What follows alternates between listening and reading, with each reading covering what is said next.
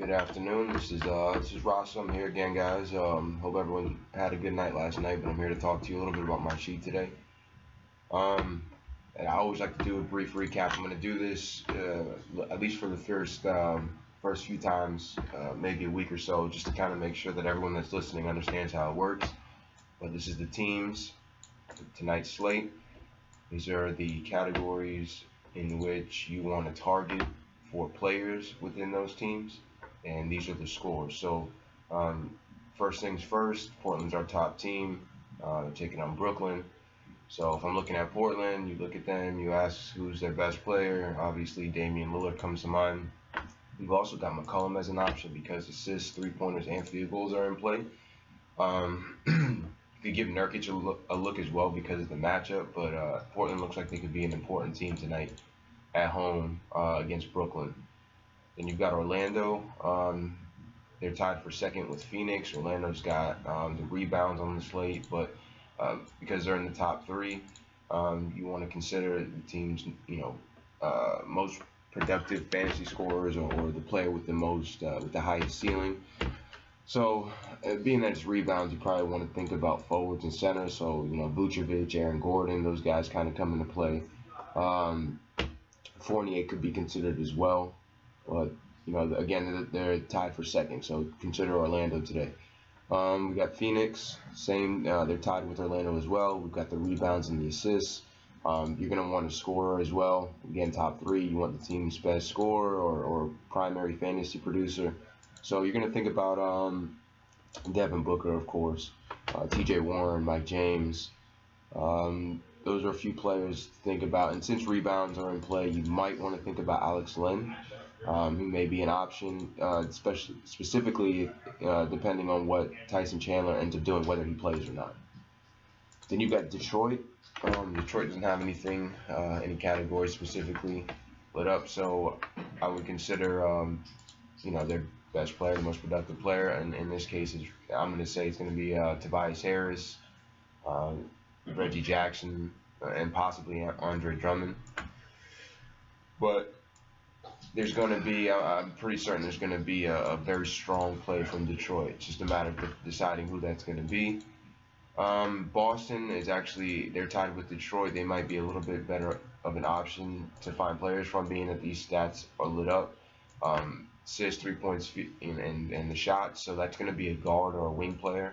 So you've got Irving, Marcus Smart, got Jaylen Brown. What do I feel like I'm forgetting somebody? Marcus Smart, Irving, Jaylen Brown. I'm forgetting somebody for sure. I don't know why it's not coming to mind right now. I think Horford's ruled out, but if Horford plays, because he's got the assist and he can shoot the three, he might be an option to consider. But yeah, Boston's in play. Their guards are specifically in play. San Antonio, you want rebounds for San Antonio. So that's going to put Aldridge and Gasol, especially because it's the only category lit up here. So yeah, it's going to be, I like Aldridge or Gasol. Brooklyn, they're tied with San Antonio. They've got the assists, three-pointers, and field goals. That's a guard. If you have to choose a guard off of Brooklyn, you're probably automatically going to think of D'Angelo Russell. There's also Chris LeVert and Allen Crabbe. It just depends on who ends up playing tonight. So keep an eye on that. Indiana, they've got rebounds, assists, and three-pointers. I like Thaddeus Young. I like Miles Turner. The assists and three-pointers are going to put the guards into the conversation. The wing players are going to go into the conversation if you include the rebounds. So, you could consider Oladipo here. You consider Collison. He's not going to give you the three-point upside. He may not give you the rebounds, but he'll give you assists. But yeah, that's something I would consider when you're looking at Indiana. Chicago's got the rebounds and the three-point shot. The rebound, this is what's his name? Markkanen. I think Markkanen is his name. I like him. I like Justin Holiday. I like Jerry Grant. Grant's going to give you the assists, even though it's not lit up. He does shoot the three. He can rebound from time to time. Justin Holiday does rebound. He does shoot the three. Doesn't give you the assist. So both those guards are in play. Wing players are in play. Sorry. Oklahoma City, assists, three-point shots, field goal attempts. That again sounds like a guard. You could throw the wing players in there as well. So Paul George, Westbrook, and Carmelo Anthony actually coming off of a big night could be in play here. But Westbrook 2 games under 50 points. Yesterday was the first game I believe on FanDuel. He was under 38 points. I mean under 40 points. So I'm looking for Westbrook to bounce back here at home. Just throwing that out there. I know I bring him up every day, but he's got to have a big game at some point. Milwaukee, the only thing that we have in play here is the rebounds. So that's going to be Giannis, Henson. Those are going to be those 2 guys are going to be on the radar. Charlotte, we've got the assists. That's going to put Kemba in play. You could consider Jeremy Lamb or even one of those bench guards, depending on who's going to get the minutes tonight. It's kind of a crapshoot. So if somebody's out and some value opens up, you're going to want to target guards that contribute in the assist category. Atlanta, you want rebounds. So it's going to be John Collins. That's going to be Michael Scott. I don't know if Scott's playing, but yeah, you're going to want a forward or a center from Atlanta. You want to consider that, or somebody on the team that rebounds. And again, because these teams are on the bottom, they all have zeros. Typically, the team's best player goes off in this situation, or one of the 2 teams' best player goes off in this situation.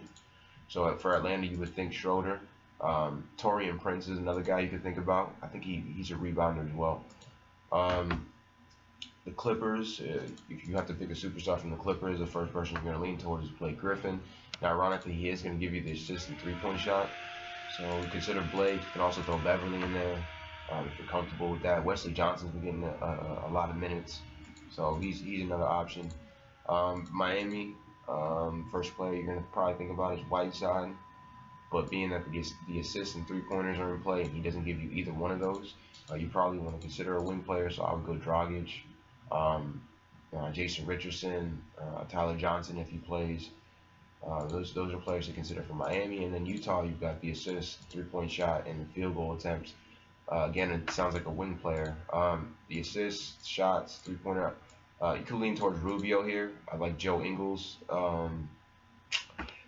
I want to say Favors, but I just can't. Rodney Hood would be in play, but Rodney Hood's not going to give you anything else but shot attempts. You might get lucky to get a couple assists and rebounds. But yeah, that's pretty much it. Puts Hood in play.